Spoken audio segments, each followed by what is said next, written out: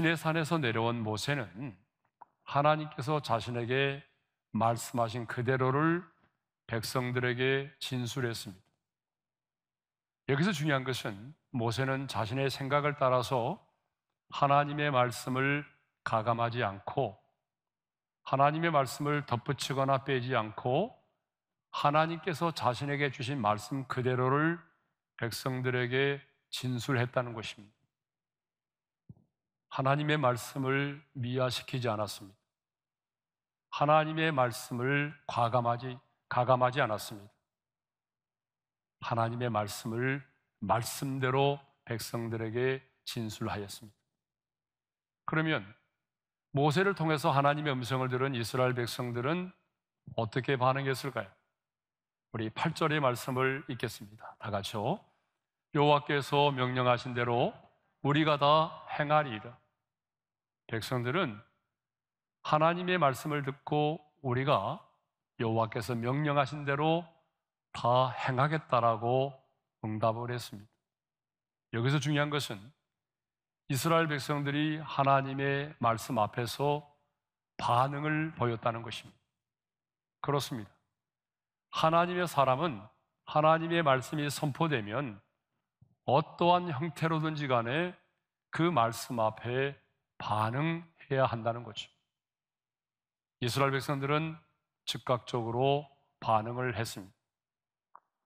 오늘 우리가 읽은 본문은 하나님께서 이스라엘 백성들과 언약을 맺기 전에, 아니 하나님이 강림하시기 직전에 이스라엘 백성들에게 지시하신 말씀입니다. 그러면 하나님은 강림에 앞서서 모세를 통하여 이스라엘 백성들에게 지시하신 그 내용은 뭘까요? 그것은 준비하여 기다리라는 것입니다. 자, 우리 11절의 말씀인데요. 11절의 말씀을 함께 읽겠습니다. 다 같이요. 준비하여 셋째 날을 기다리게 하라.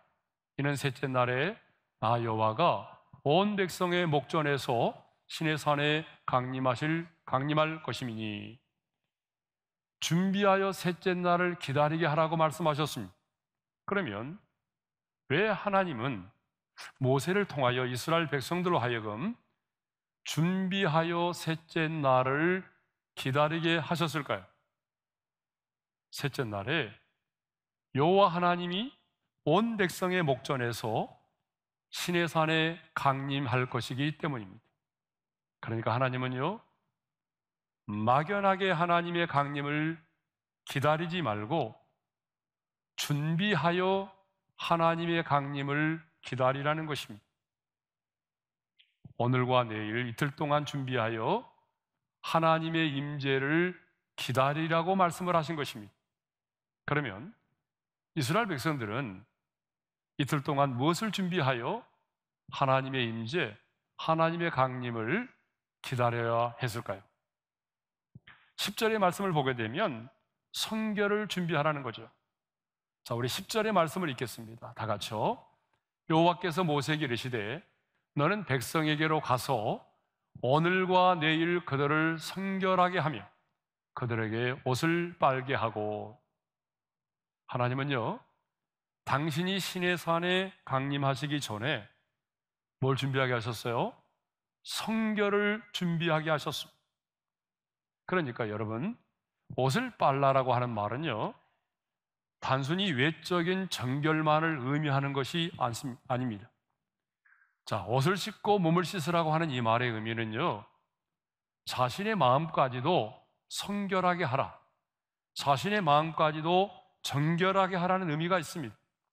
그러니까 하나님은요, 친히 강림하셔서 언약을 체결하시기 전에 이스라엘 백성들로 하여금 이틀 동안 몸과 마음을 성결하게 한 후에 하나님의 강림을 기다리게 하라고 말씀하신 것입니다. 그러면 왜 하나님은 하나님의 강림에 앞서서 이스라엘 백성들에게 성결을 준비하게 하셨을까요? 그것은 우리 하나님이 거룩하신 분이시기 때문이죠. 하나님이 거룩하신 분이기 때문에 거룩함이 없이는 누구도 하나님 앞에 설 수가 없기 때문입니다.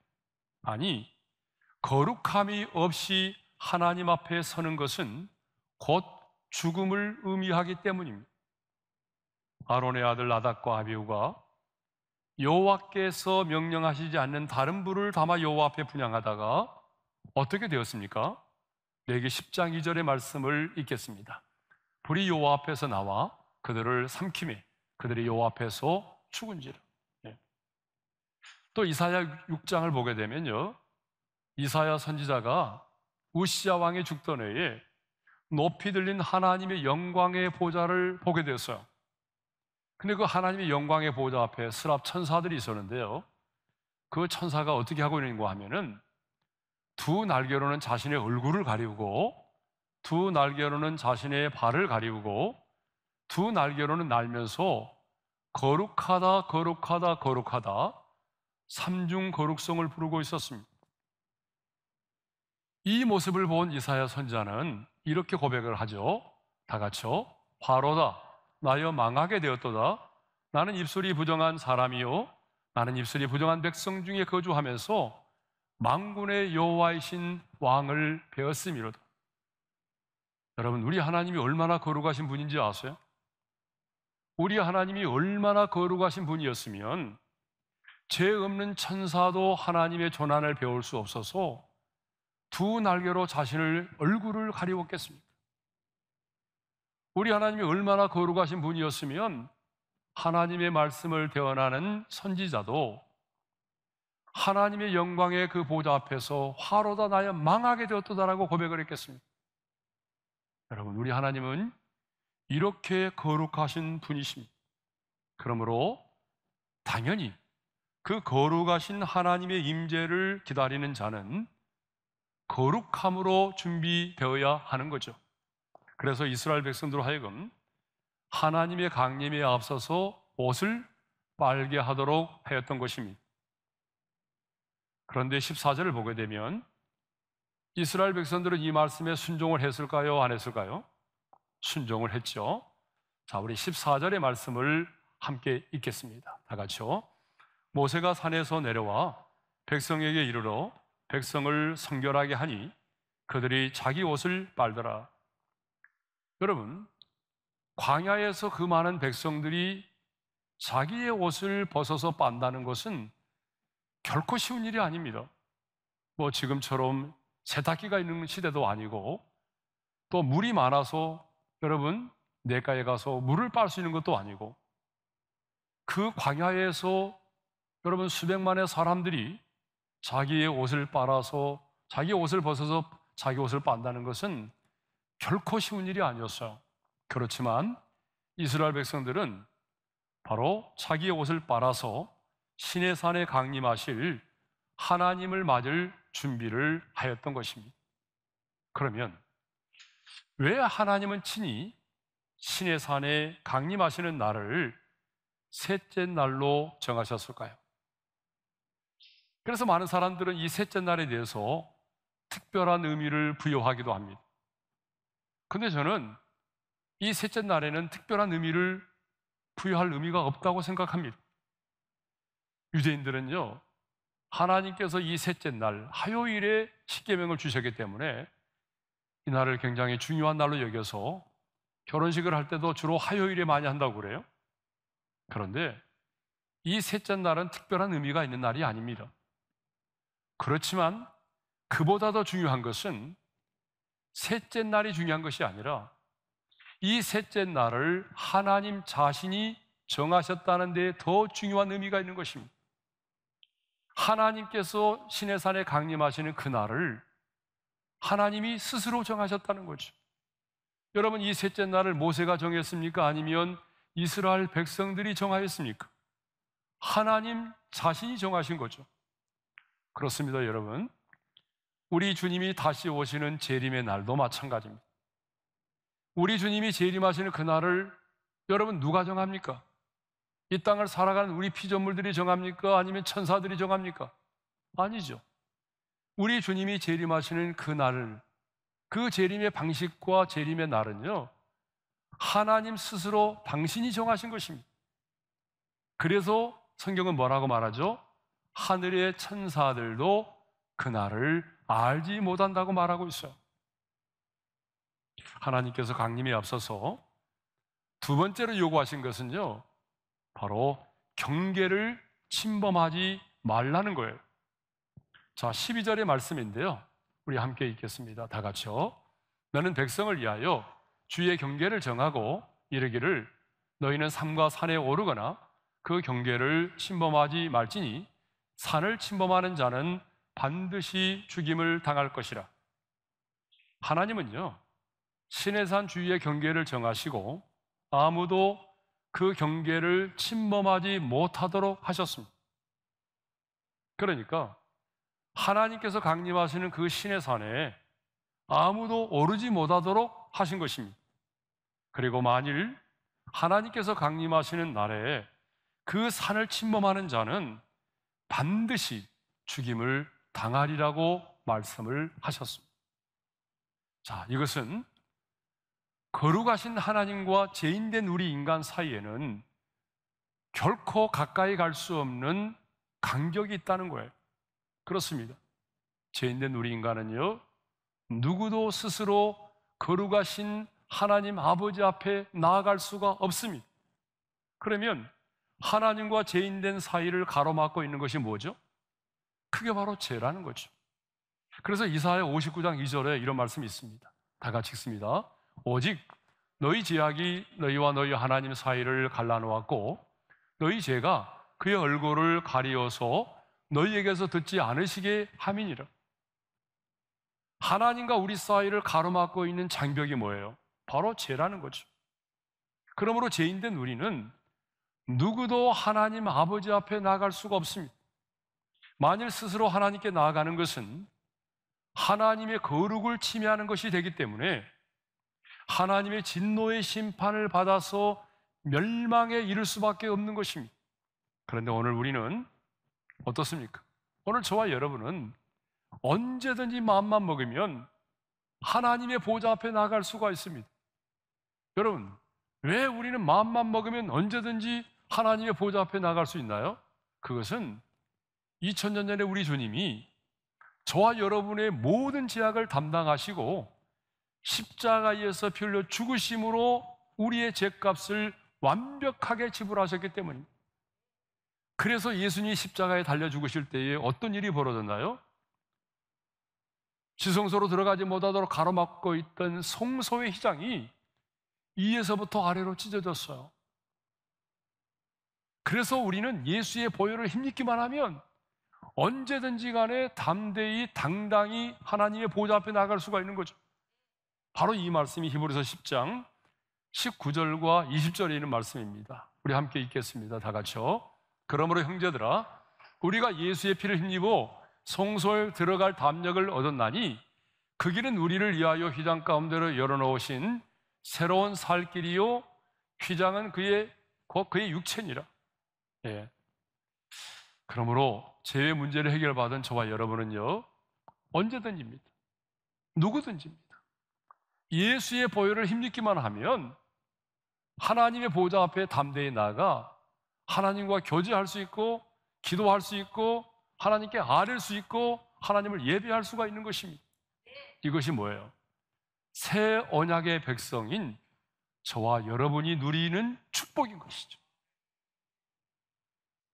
하나님께서 강림에 앞서서 세 번째로 요구하신 것은요, 여인을 가까이 하지 말라는 거죠. 자, 15절의 말씀이죠. 15절의 말씀을 함께 읽겠습니다. 다 같이요. 모세가 백성에게 이르되 준비하여 셋째 날을 기다리고 여인을 가까이 하지 말라 하니라. 그런데 왜 하나님은 언약을 체결하기에 앞서서 이틀 동안 여인을 가까이 하지 말라고 말씀하셨을까요? 그 이유는요, 모든 일에 이틀 동안 절제하고 하나님께 집중하도록 하기 위함입니다. 하나님께 집중하여 하나님에 대한 경외심을 갖도록 하기 위함입니다. 그러니까 이틀 동안 육체에 탐닉해서 무분별하게 행동하고 생활하다 보게 되면 내가 하나님께 집중할 수 없게 되고, 하나님께 집중할 수 없게 되면 하나님에 대한 경외심을 가질 수가 없게 된다는 거죠. 그래서 하나님은 이틀 동안의 절제를 요구하신 것입니다. 그래서 바울도요, 기도할 틈을 얻기 위해서 서로 분방할 수 있다라고 가르치고 있습니다. 고린도전서 7장 5절의 말씀을 읽겠습니다. 다 같이요. 서로 분방하지 말라. 다만 기도할 틈을 얻기 위하여 합의상 얼마 동안은 하되 다시 합하라.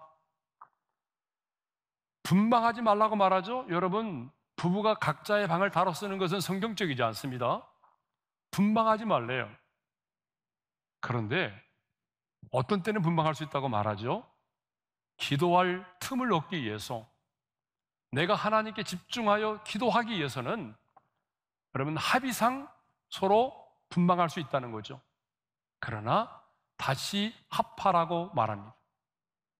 이렇게 성경은요, 하나님께 집중하기 위해서는 우리에게 절제가 필요한 것을 가르치고 있습니다.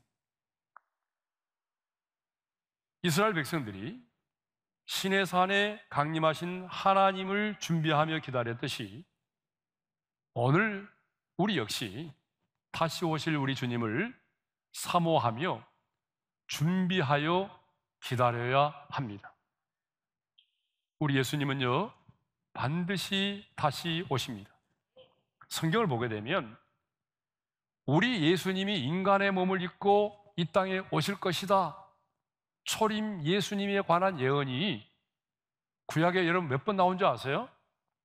456회 나옵니다.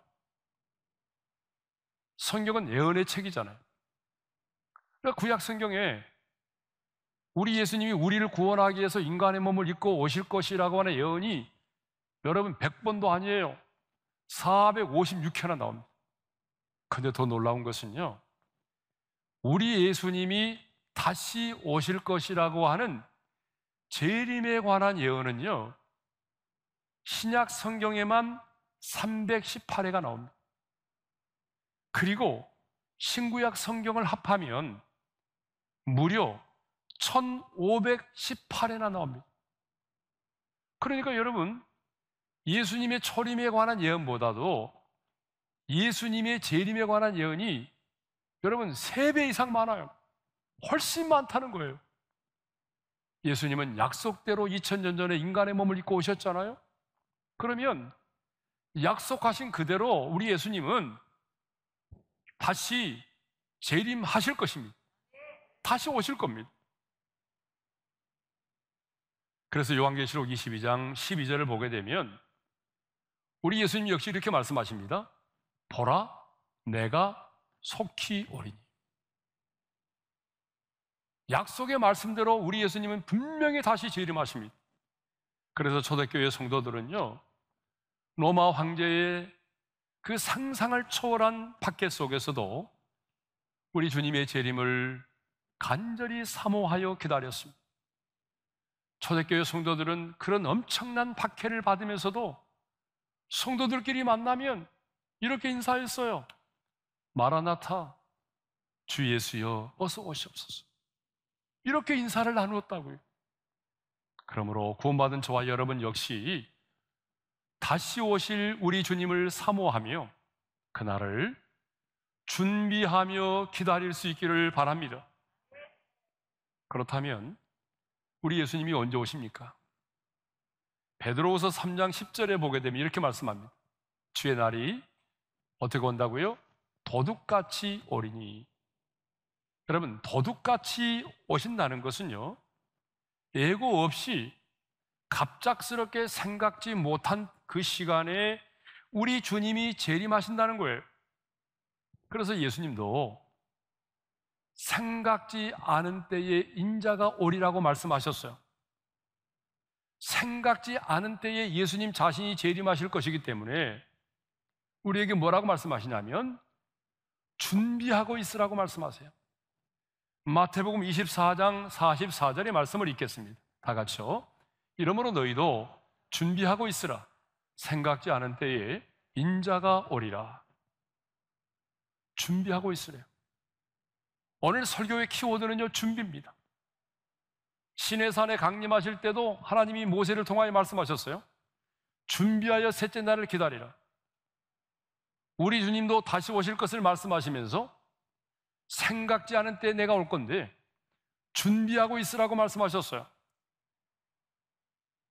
이 말은 무슨 말입니까? 준비하고 있으라 이 말은 아무렇게나 살다가 허겁지겁 우리 주님의 재림을 맞이하지 않도록 하라는 거죠. 그냥 대충 살다가 주님 앞에 서지 않도록 하라는 것입니다. 기름을 준비하지 못하여 혼인잔치에 들어가지 못했던 그런 다섯 처녀들처럼 미련한 인생을 살지 말라는 거예요. 이 땅의 성도들은 주님 만날 날을 준비하면서 기다리는 성도가 되어야 한다는 얘기입니다. 그렇다면 다시 오실 우리 주님을 기다리는 우리는 무엇을 준비하며 기다려야 할까요? 자, 베드로후서 3장 11절과 12절에 보게 되면 이렇게 말씀하고 있습니다. 다 같이요.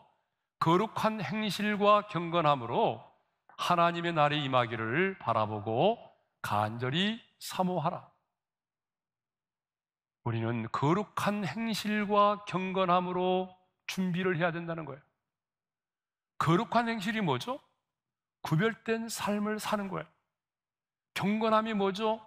주님을 닮은 삶을 사는 거예요. 그러니까 정말 다시 오실 우리 주님을 맞이하기 위하여 준비해야 될 하나님의 사람들은 이 세상 속에 발을 붙이고 살아가지만 이 세상에 속한 자처럼 살지 말아야 된다는 거예요. 구별된 자로 살아야 된다는 거예요. 예? 우리가 따로 생활함으로 인해서 구별된 것이 아니고 이 세상 속에서 사람들과 더불어 살아가면서도 우리의 말이 구별되고 우리의 생각이 구별되고 우리의 행동이 구별돼야 된다는 거죠. 다른 사람들보다 더 정직함으로 구별되고 다른 사람들보다 더 성실하게 생활함으로 구별되고 그리고 하나님의 나라와 복음을 위해서 살아야 된다는 얘기죠. 내 자신만을 위해 사는 것이 아니라 누군가의 눈물을 닦아주는 자로 살아야 되고 누군가의 필요를 채워주는 자로 살아야 한다는 것입니다. 우리도 준비해야 됩니다. 하나님은 우리가 준비하고 사모하는 것만큼 우리에게 은혜를 베푸십니다. 그래서 시편 107편 9절을 보게 되면 이런 말씀이 있습니다. 함께 읽겠습니다. 그가 사모하는 영혼에게 만족을 주시며 줄인 영혼에게 좋은 것으로 채워주심이로다. 하나님은 사모하는 영혼에게 만족을 주시고 굶주린 영혼, 그 줄인 영혼을 채워주신다고 약속하셨습니다. 그러므로 이제 남은 한 달 동안 하나님의 임재를 사모하면서 기도로 준비할 수 있기를 바랍니다. 이스라엘 백성들이 하나님의 강림에 앞서서 옷을 빨아 거룩함으로 준비했던 것처럼 우리도 거룩한 행실과 경건함으로 다니엘 기도회를 준비할 수 있기를 바랍니다. 여러분들이 행하는 모든 일에 절제하면서 다니엘 기도회를 준비하며 기다릴 수 있기를 바랍니다. 다니엘 기도회 기간에 강력한 하나님의 임재를 경험하기를 원하십니까? 아멘 안 하신 분이 몇 분 계셔서 다시 하겠습니다. 왜냐하면 입술에 고백대로 되기 때문이죠. 여러분, 다니엘 기도회 기간에 강력한 하나님의 임재를 경험하기를 원하십니까? 다니엘 기도회 기간에 여러분들에게 말씀하시는 하나님의 음성을 듣기를 원하십니까? 다니엘 기도회 기간에 하나님이 여러분의 기도를 들으시고 여러분 가운데 놀라운 일을 행하기를 원하십니까? 하나님의 영광을 보기를 원하십니까? 그렇다면 준비하셔야 됩니다. 이제 남은 한 달 동안 우리는 그 다니엘 기도를 사모하면서 여러분 기도의 무릎을 꿇고 기도로 준비하셔야 됩니다. 기도로 준비할 뿐만 아니라 거룩한 행실과 경건함으로 이 날을 사모하며 준비해야 됩니다. 그리하면 하나님께서 강림하신 그 셋째 날의 축복이 저와 여러분의 인생 가운데도 임할 줄로 믿습니다.